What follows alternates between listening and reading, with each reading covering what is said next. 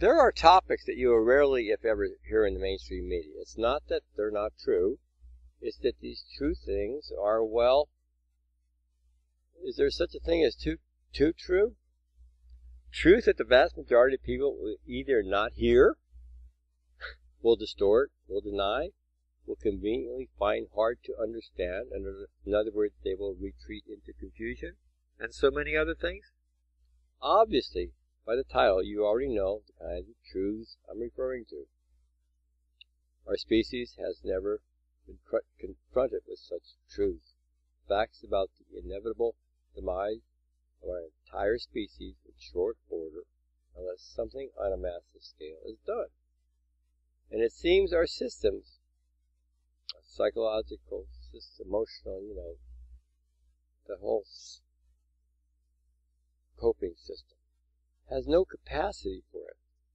For indeed, such an event has never occurred on our planet in its entire multi-billion year history. So the fact you're even listening, fully aware of the title, proves you are one of the few who are opting to know the truth, however disturbing, rather than turn your head, as an unbelievable number of people are currently doing.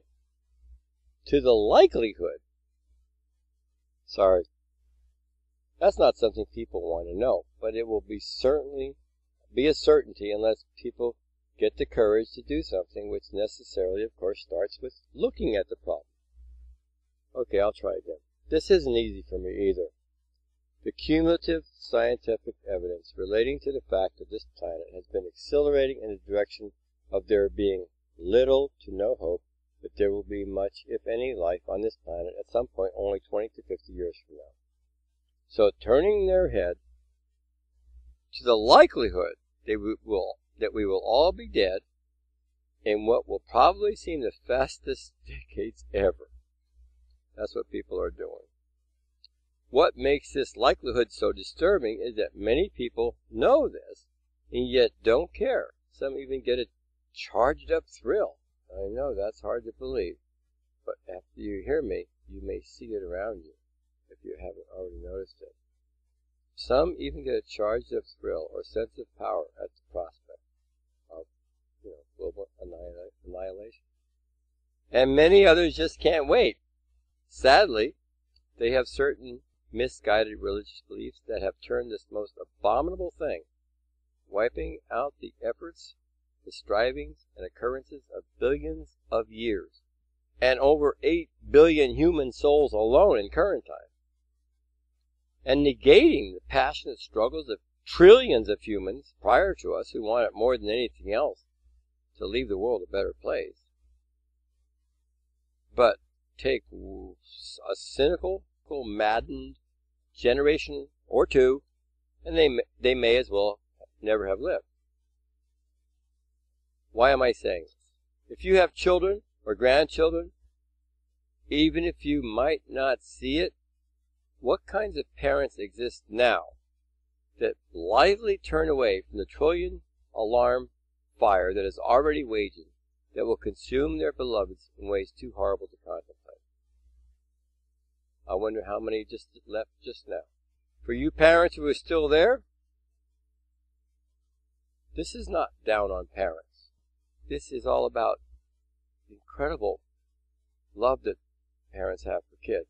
But what is so amazing is how we are not seeing that they're in danger right now. And I will get to that. So those of you who stuck in after that comment,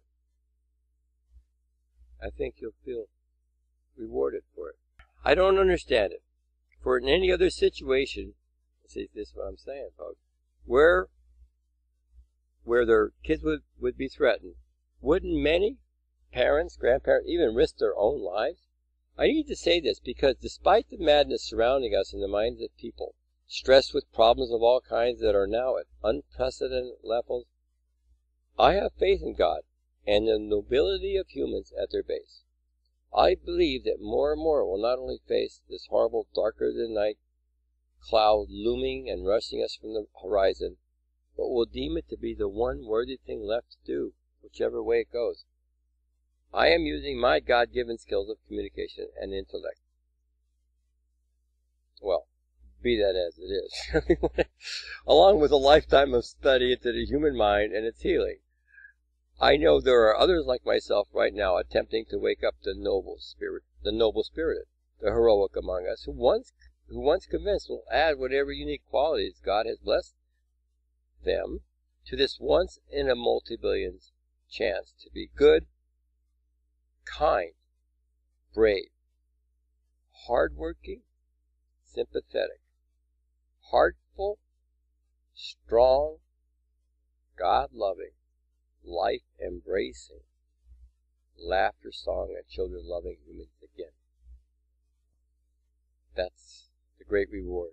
Humans, not the greedy beasts of prey with greed in their eyes and their blood who have been taking over this planet for several decades now, for idiotically selfish ends, and so maddened we have already seen the first incredible detonation of their unconcern for this planet. All God's creatures on it, and even their own offspring, in its collapse of an entire global economic system in what seemed practically to be overnight. I can't say that without saying that I just said the first incredible detonation of their unconcern for this planet, and I mentioned the global one, the economic one. You know, it just doesn't seem right. It just doesn't seem like that's it. It seems petty compared to what we've been told is going to happen and is already going on, which is a 50% mass extinction within 20, 30 years, 40 years max. I mean, we've seen the bees go, and that was, perhaps a canary in the coal mine.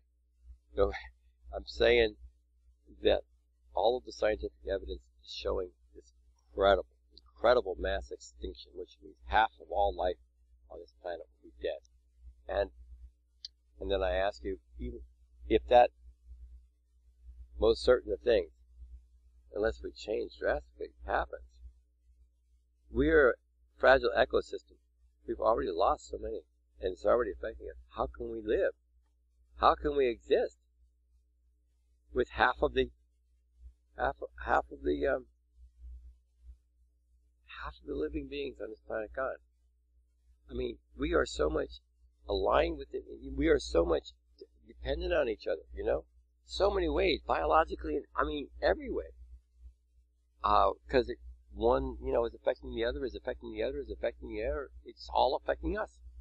And it affects us biologically and everything. So, and the only analogy I can use to give you an example of like how it's not just going to be like, they're taking half of the animals out of the zoo. No, this is serious. I mean, would you say it wouldn't be serious if half of the water in the world disappeared? One of the oceans just went. The analogy I use that I hope makes the point is imagine that you were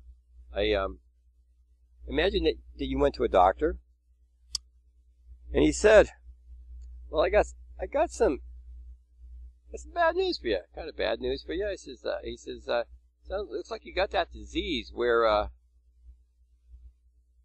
well, you'll live for a while, but over about the next 20 years, you're going to lose half of your organs and glands in your body. But that's okay. We'll put you on, you'll get on Social Security because you obviously won't be able to work. I mean, it's that kind of consciousness that, like, how could anybody live with half of their organs and glands gone? Just imagine one gland gone. I mean, people die of one gland diseases, Well, I guess people just don't see how we are all just one being on this planet. And if that's not physically true, then it's sure hell enough close to metaphorically true to mean that we're in dire straits. So, yeah, we've seen their one detonation on a massive scale that they've allowed us to see. And the other one is going on, even as I speak. I don't know, of all of the scenarios I've heard, I think that's about the scariest I've ever heard. Because That's not just them leaving. It's like, what the heck caused them? What is causing it? And there's, with that much extinctions, do you think there'd be only one cause? And do you think that with 50% of the world's living things leaving from all these different reasons, that like none of those reasons would be affecting us? No, that's the scariest thing I've ever heard of. Most likely. Anyway, that's my opinion.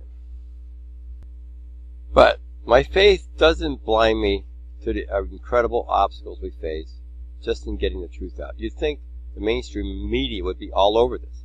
The biggest story of all time, and with all of our lives in the balance. But apparently the mainstream media will not risk their ad revenue by openly reporting what is so well known, which will affect the profits of their corporate clients. So they might also say, they might also say they do not want to create a hysteria and are concerned about upsetting the daily routines of people, which give people a sense of stability, familiarity, and hence comfort and pleasure in the feeling that they exist in a world that is manageable and within their abilities to make something of it. Kind of like, let's keep them pacified until the end.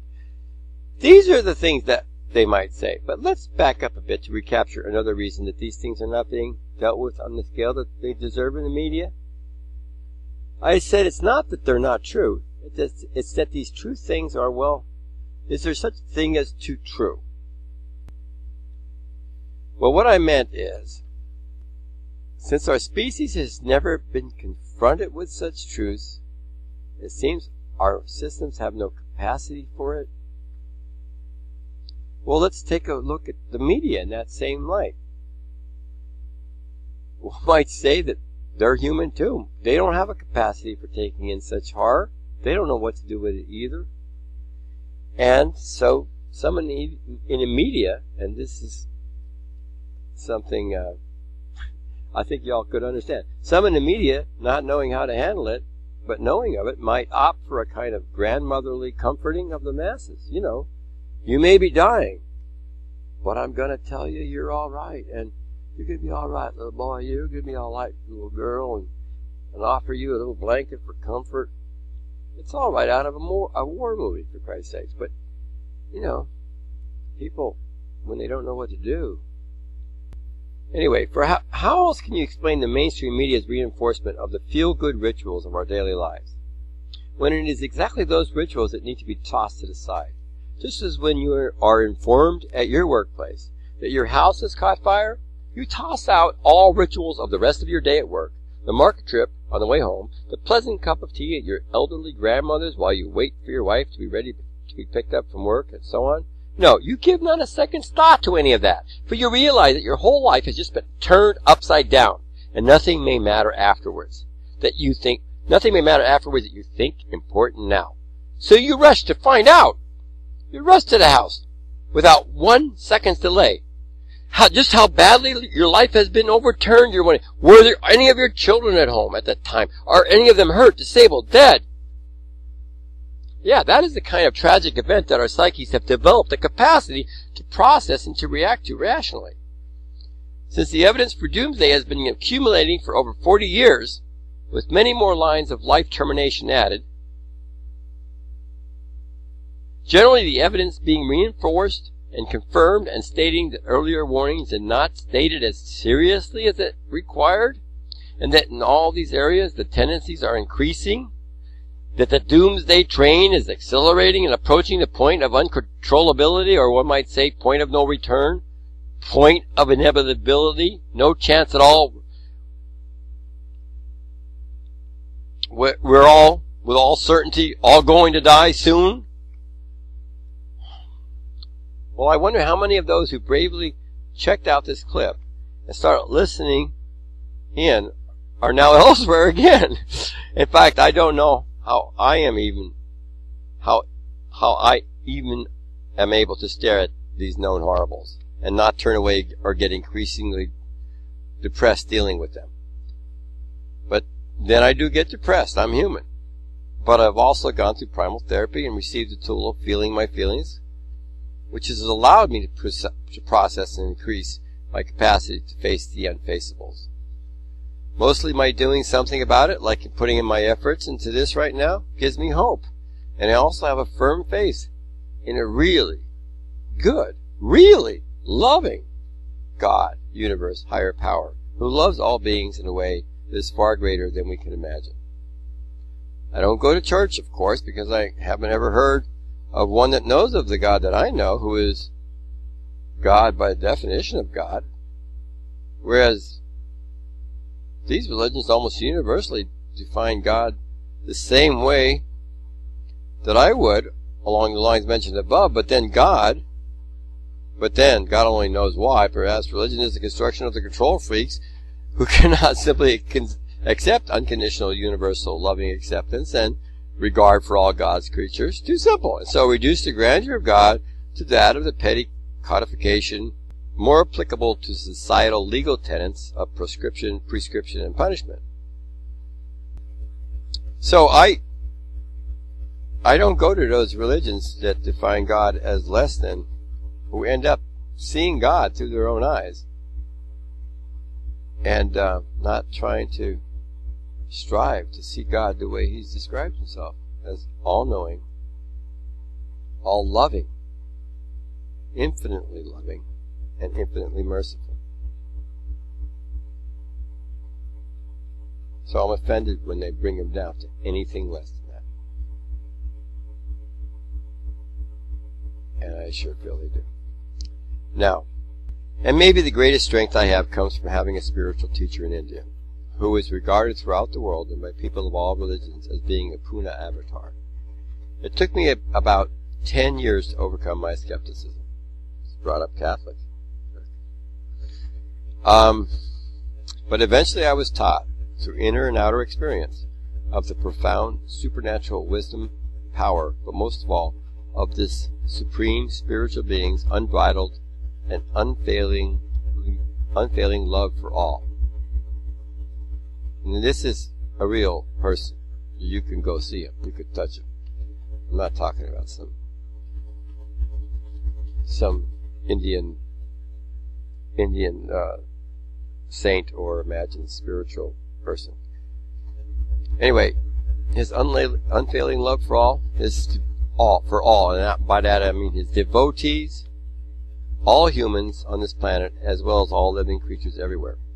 This phenomenon, who has been teaching for over 50 years, more like 60 now, and has had knowledge, even foreknowledge, of the events during that time, of the kind that no one, except someone who had actually been privy to some of the most secretive meetings during that era, could have known.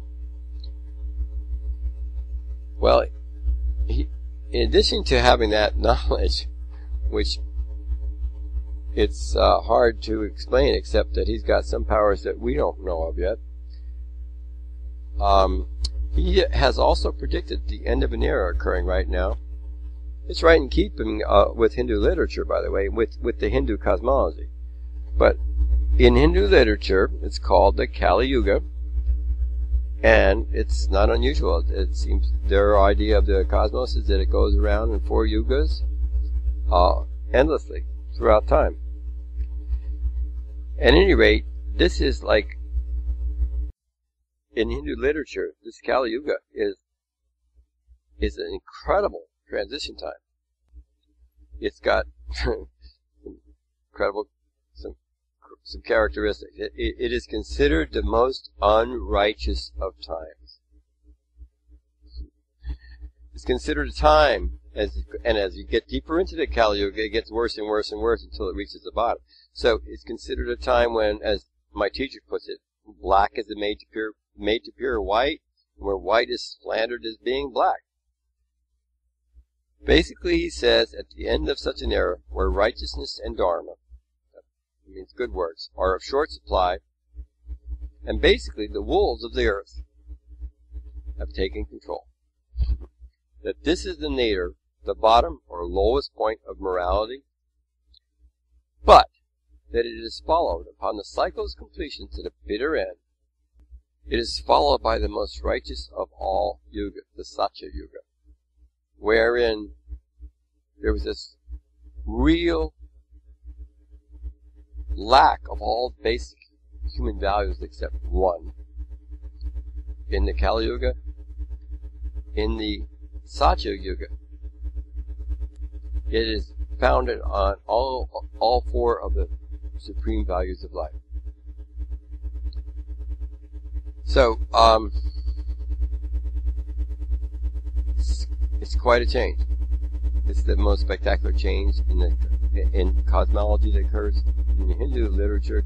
Like, this will be over many, many, many hundreds of thousands of years, if not millions of years. I'm not sure. And here we are going from like the nadir to the top.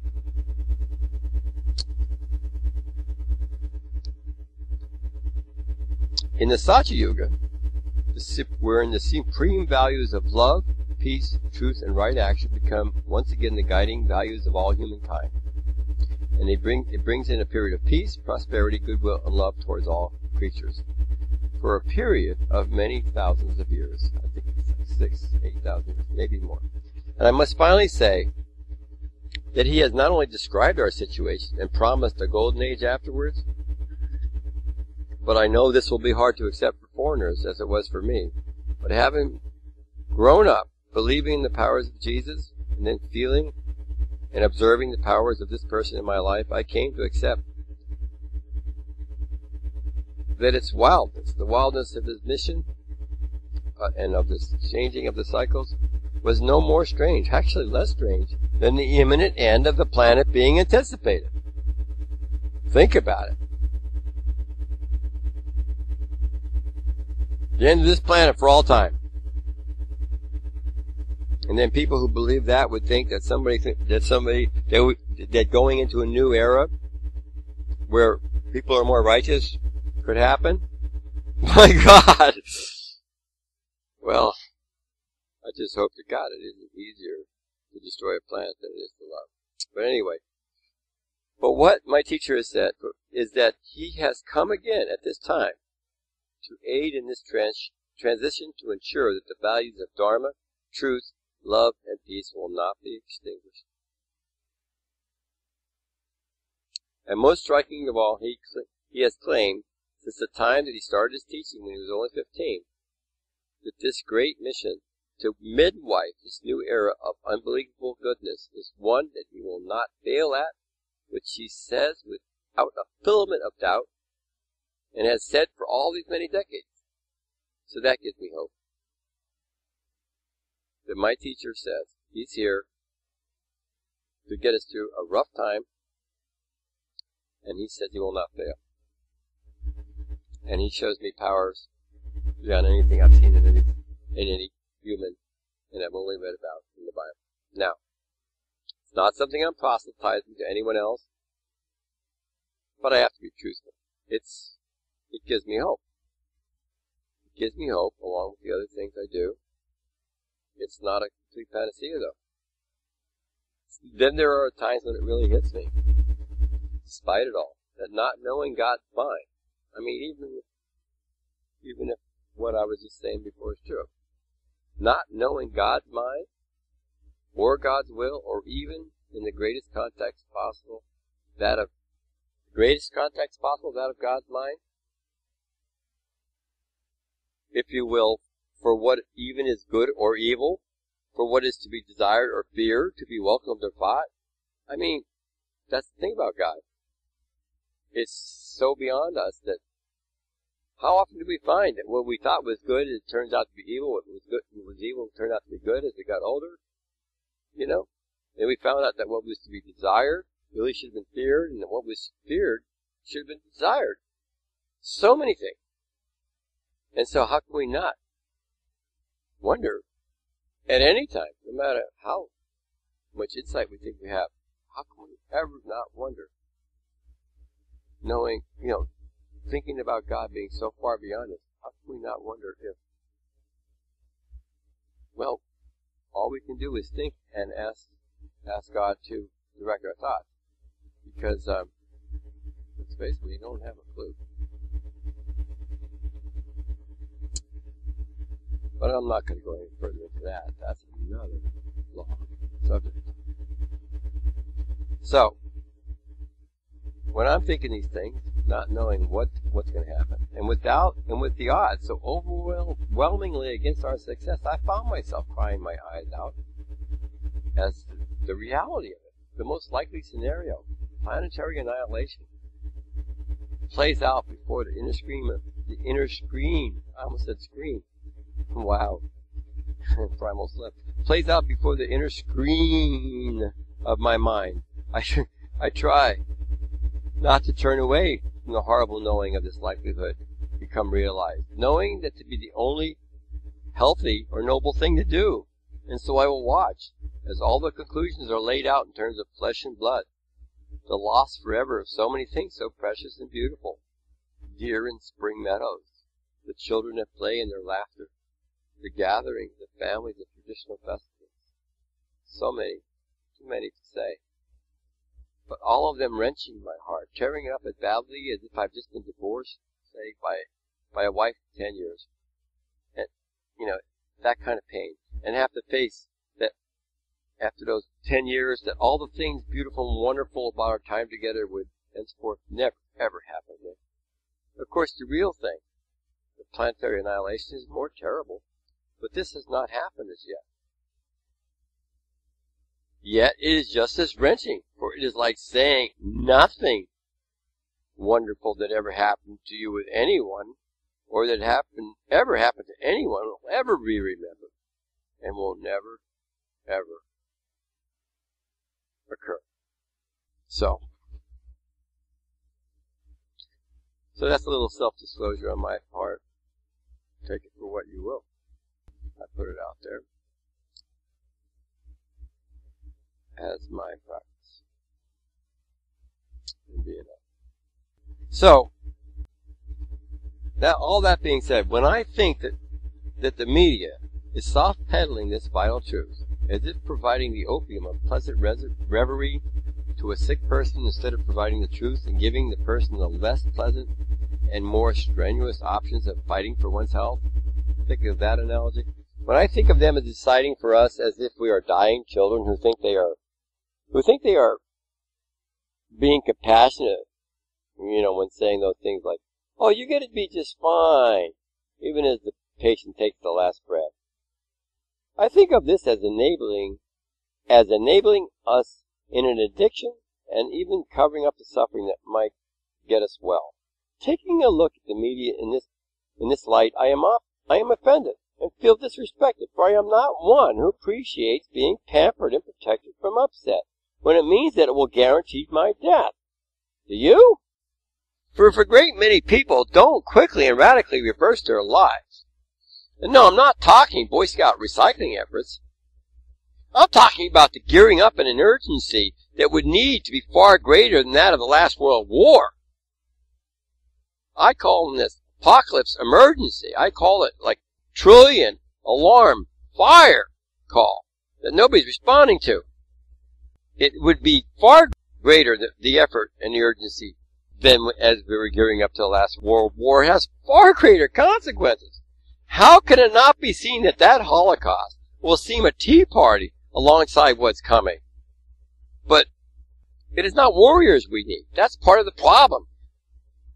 We do need people as disciplined and caring, not just of their buddies, but of all life, human and non-human, of all creation, that God in her great love for us and all life masterfully crafted, slowly, carefully, meticulously over a near eternity. This incredible planet, as finely balanced, perfect, precise, and wondrous and beautiful in infinite ways, precisely moving in perfect, harmonious, exquisite synchronicity of infinite living elements through the seasons, over the years, languorous and slow, and allowing for a plenitude of experience, of possibilities for joyous play, exuberant and bountiful, useful sense of power, pride, and longing. For all creatures, an infinite number of them, each of them single individual, sharing with us this possibility of joy, wonder, happiness, laughter, pain, grief, wisdom, This divine adventure, taken by so many humans even, each doing their best between the poles of the monstrous and the angelic, creating in the end, whatever the outcome, lives as different, as unique, and as incomparable as any one snowflake to another.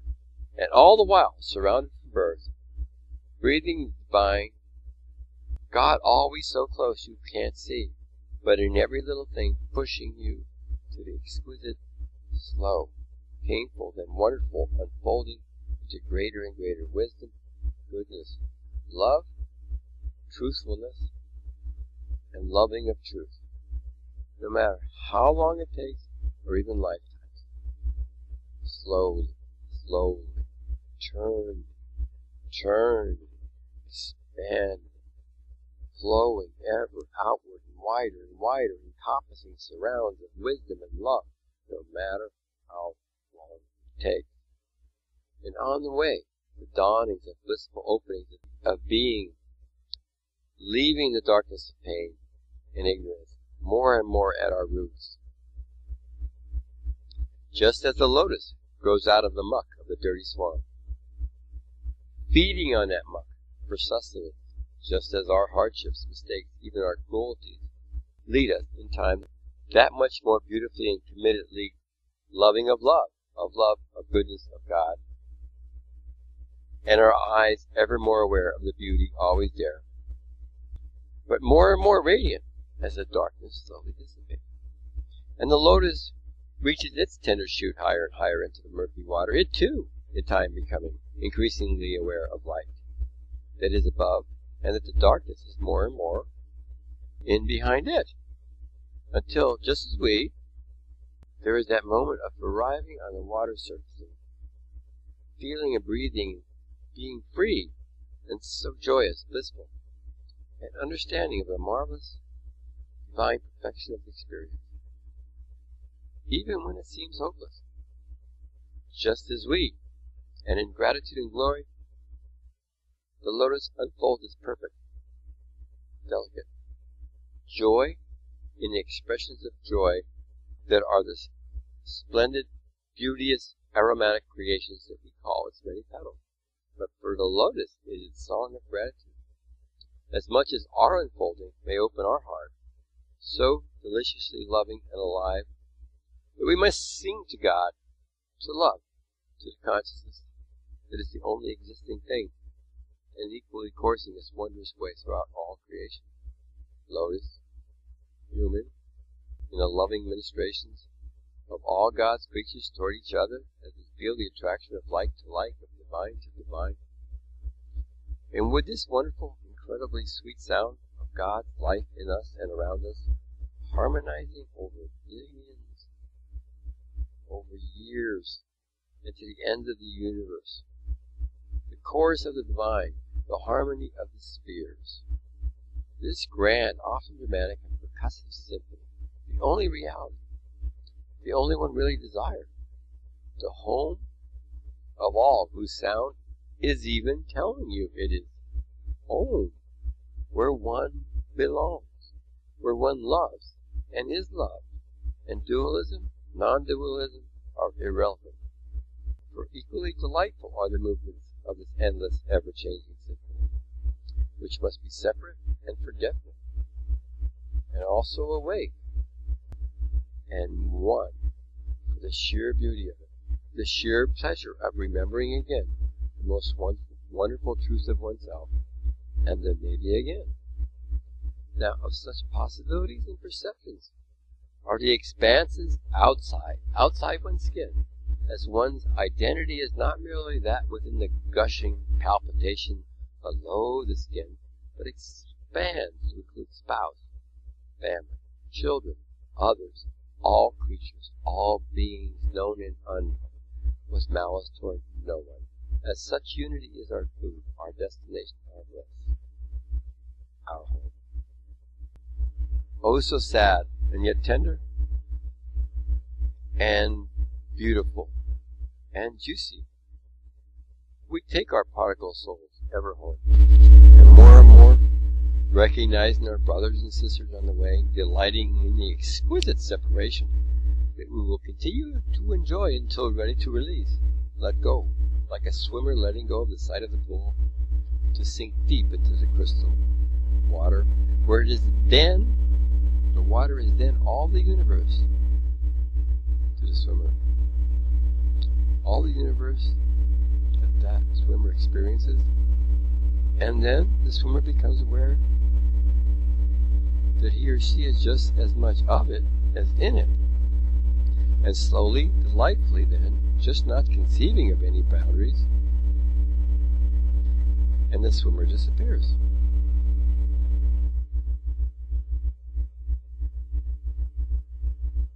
Slowly, delightfully, through just not conceiving of any boundaries,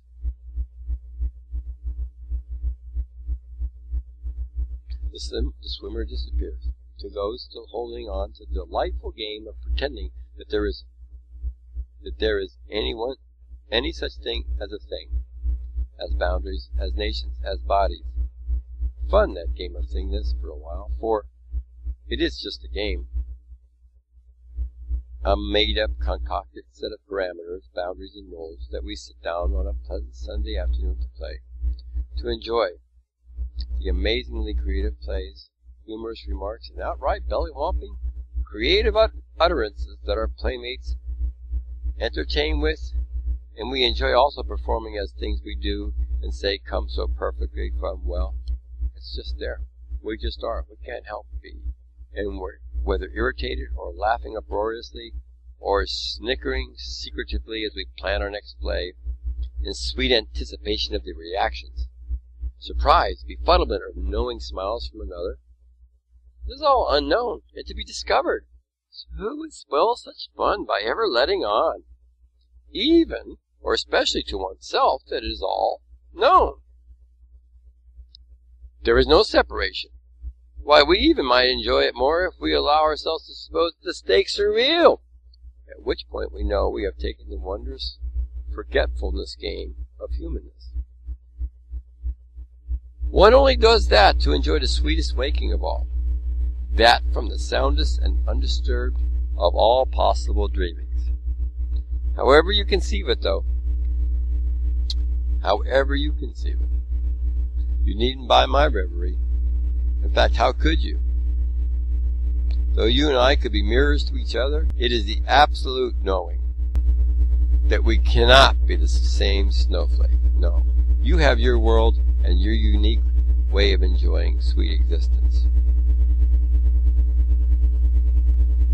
And I just feel I must say, there's no problem with that. There is absolutely no problem with that for any of us in the world.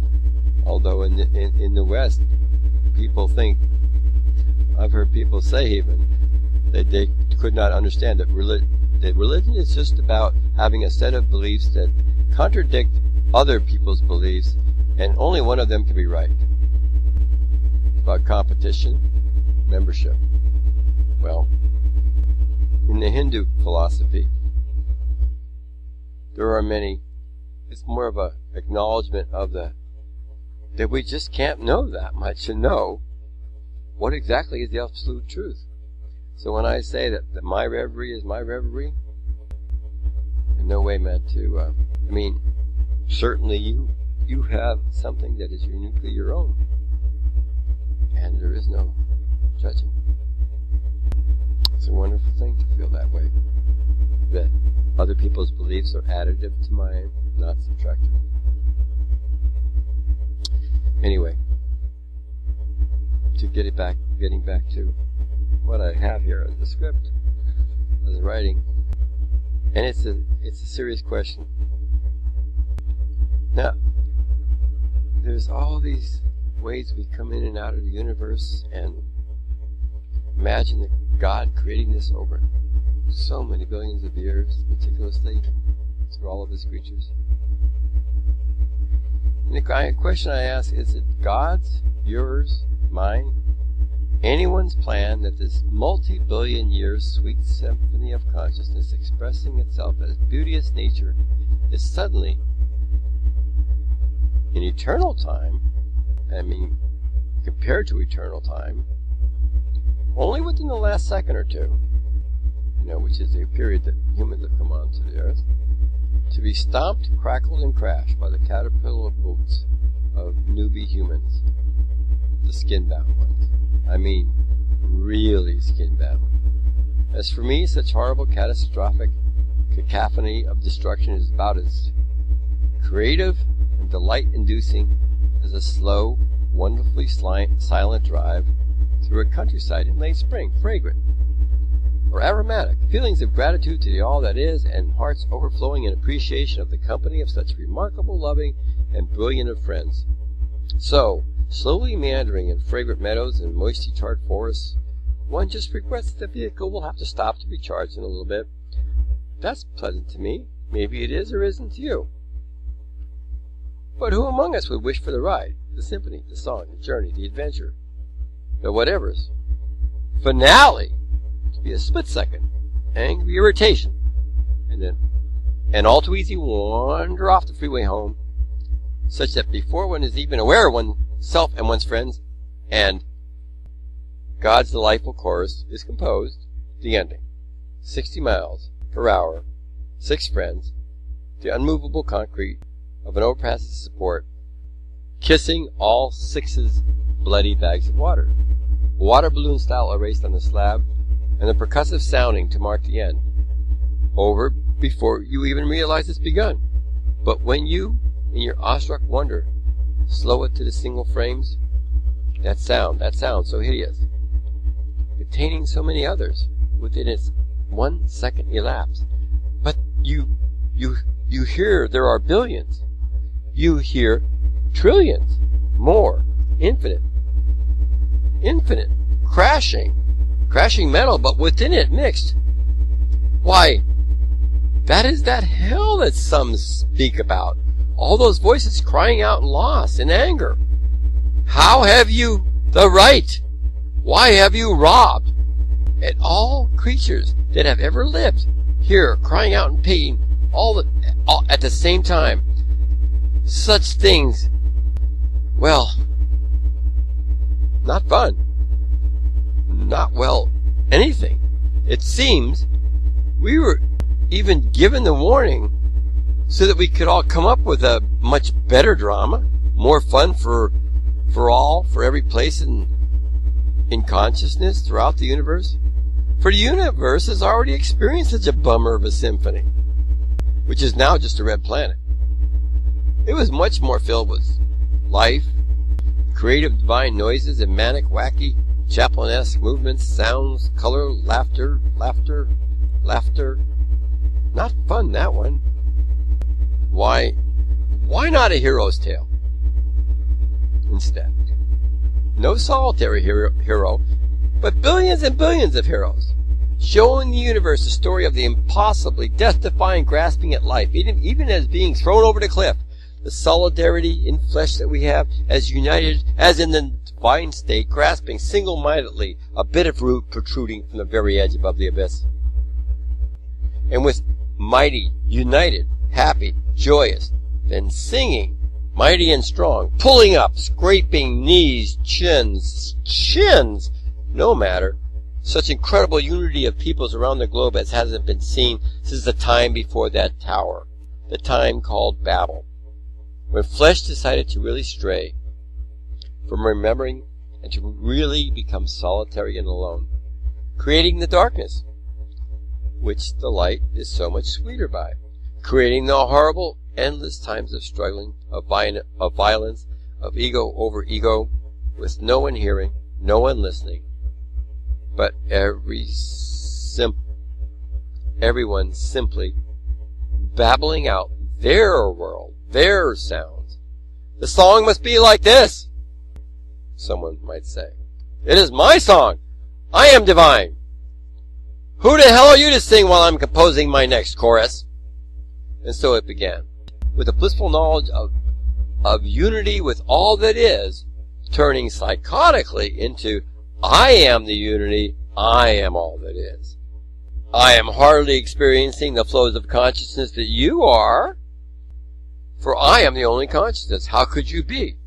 You don't look like me, yet I am conscious and I am the decider. So since I look like this, and I act, and you look different as I look compared to a pile of rubble, so you must not feel. You must be props for me to use. And yet you jabber on, even as I am thinking evermore, always thinking. I can't stop this thinking. I don't remember the world too well. That must be the price of being the only real, living, existing thing here. So it went. I don't know why. But then there was that thing about it all being about greater wisdom. And perhaps, I think this is a better story than a 1 second sounding of the universe in pain, for nowhere in that universe would there be a being saying, now that was one great species, really so godlike, incredible. They lasted for one whole nanosecond, and then simply slammed their entire species, even taking with them every other of the billions of different kinds of beings that consciousness was tripping around with, on that planet, taking them all with them and checking out by themselves.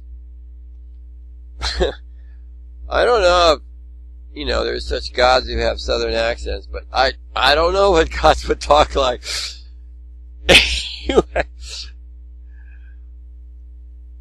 But they certainly wouldn't talk like me. No, I don't think there'd be any God in the universe that would see it that way as being any more entertaining or enlightening than the shortest of all short stories about a man who walked across a busy freeway. Cleverly he avoided every car. He got increasingly adept and nimble. In his happiness he jumped to safety and stabbed himself to death with a knife. I told you, pretty dumb story.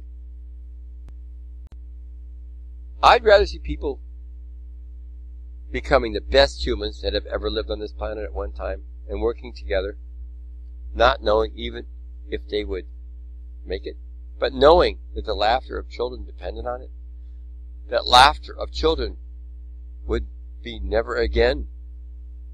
And in fact, who can say that it ever existed, really? So if you feel like I do, if you would rather write or rather create together with 8 billion others a story that will thrill God herself, won't we be thrilled to never forget how we took the best they had? They misinformed, spent untold huge amounts on those whose souls could be bought. And many there were, to deny, to repress, even when the rest of the world was waking up and looking to us for leadership. And America did not merely back off, but inexplicably turned to throw back at the world a big old middle finger salute, grimacing, then turn and walk away. America, the wealthiest country in the world at that time, well, at least its rich elite made it so, for its standard of living was getting lower by the year since the institution of the new slogan of democracy in the early 1980s, as remember it, of the people, by the people, to benefit the rich. Well, that left the rest of the world to suffer and meet and discuss. And all the time the world was knowing that they were like employees having a meeting without the boss showing up. No. More like they were like the citizens who lived in a beautiful lake area, which had once been a pristine lake. But now the lake was dead, and there was no fish living. Lots of gooey seaweed, though. And sure, they all contributed something to polluting that lake. They did, but what was going to be done? Having meetings that had no representatives of the lumber milling company that sat on a good stretch of lakeside frontage and mindlessly had been spewing the most god-awful chemicals into the lake. It was going to be sickening the citizens soon. But this lumber operation also confused any deliberations that might have been fruitful by its habit of tossing around such huge gobs of money at selected groups of citizens. So, that's us. That's us. That's our situation today. The fat bastards. I will be doing what I can to put my energy towards educating about the dangers, trying to help people to understand it's so huge that they are not really believing it, but that it is real. As real as your kid getting killed by suddenly lurching out of your hand to rush into the street just as the car was speeding there. Yeah, we all like to believe things that don't happen until they happen. But there are lots of people now, more than ever, who I think are fed up. I'll be talking about a rise in authenticity. A thirst that people have for the truth after having been waterboarded so many gallons of lies over the years. We want to say, as a solidarity of global citizens, as many as possible, we want to say no to apocalypse. Who knows what magical things we could accomplish, joined in such a way like that, putting all our power together. It's never been done before. However, unfortunately, before you can say no to apocalypse, you have to let yourself know apocalypse. So, I've been writing about things that inform. Not easy stuff. But they get the head put on straight. And on top of the head. Not in the sand or up one's, well, you know, those nether places. And about the things that hold out hope. And the things that inspire. Sting sang, "We could be heroes just for one day." Wow, that just occurred to me. It also occurred to me that it never made any sense to me until just about, like 2 seconds ago. Well, I'm no hero. I'm no hero. I just fucking care. I just really love. I've got an 11-year-old goddaughter. And I don't know how to express how much I love her, except to say that in her presence I feel I'm closer to God than any church that I've ever been to. It's that childlike nearness to divinity, that beauty. I hope she never loses it, but we all seem to know it. Anyway, I simply care about people. I don't know about other people, but I can't take in the things that are happening on this planet. A 50% extinction of life forms on this planet within a few decades. Are you thinking, hell, we got way too many species anyway? Well, the planet is an ecosystem. It's like one giant life form. It was once, not so long ago, really healthy. Perfect balance, like I said, a wonderful creation of God, reminding us that God is, well, really, I mean, really, really good? No, I'm not being facetious. Just making my point out there about this idea that God is good and would create a hell where all but a lucky few would live without being able to die in hideous, unbearable agony forever. Christ, I just heard myself realize that, and if I were a kid, I would have pooped my pants. Yeah, I'm a bit crude sometimes too, but cut me a break. I'm a feminist. Have been one since before it was invented. I'd have had to be an idiot to not hear the way my father, who never smiled, ever, yelled and screamed at my mother and told her how dumb she was when it was he who couldn't even spell bowl. No, Dad, it's not B-O-L-E. And I'm sorry you were so miserable your whole life. If I'd had to live your shitty life and not be able to think up any options or have any fun or laugh, well, I thank God I'm not you.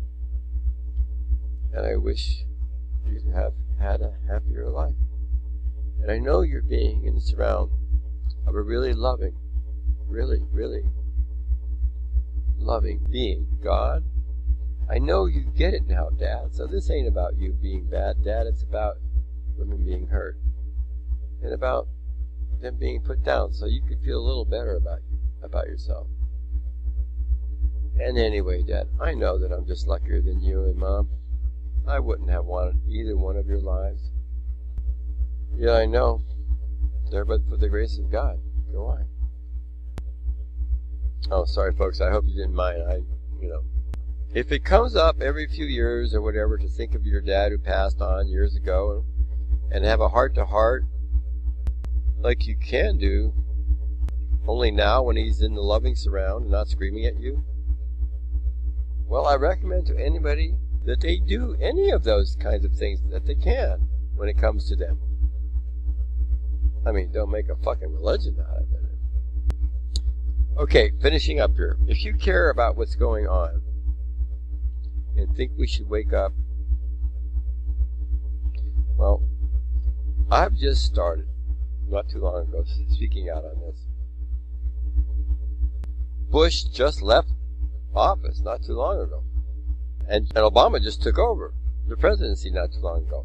So, who knows how many efforts like this one, like mine, are going on now, when finally we have the world and its efforts, however difficult they still might be, at least not being actively undermined by a Bush administration. We have a time where any efforts will succeed based upon the goodwill of the participants, without worrying what the mighty U.S. will at some point either secretly or overtly throw the grandest of all monkey wrenches in to shatter the work of the good people of the world.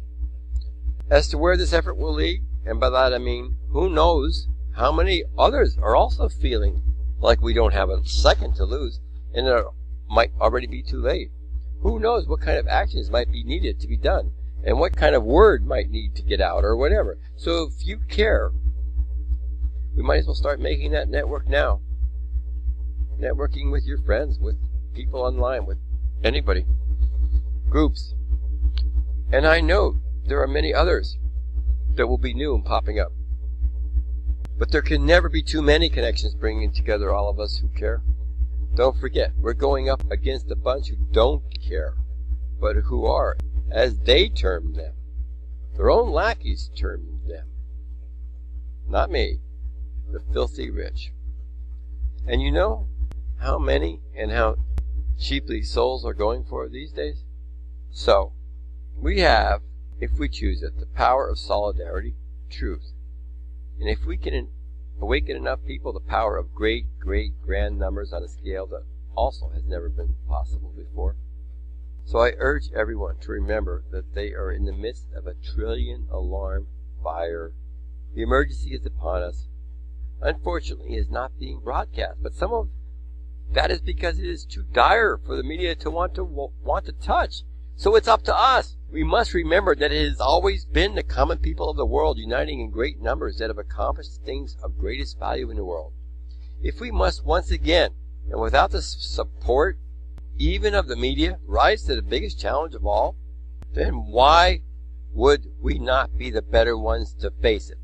For the elite have already shown that they care little for anything but their profits, whereas the common people of the world, taking their pleasures in their pride of work, and especially their families, who have put themselves always on the line. We need only to remember that it is not for us, or even for all the innocent creatures of the world, though that would be huge motivation for many, certainly for me, but if only so that our children and grandchildren will not suffer, will get to live, and hopefully will be awarded at least the chance that other generations got for a full life. We must give our all.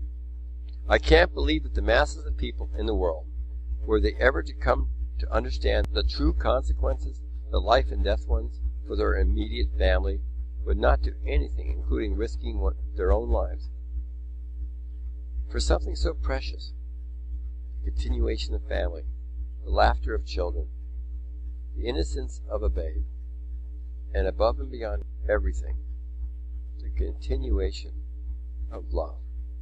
Sweet, sweet, ever-growing and expanding love, under the blessings and grace of the All That Is, whose substance is just that, love.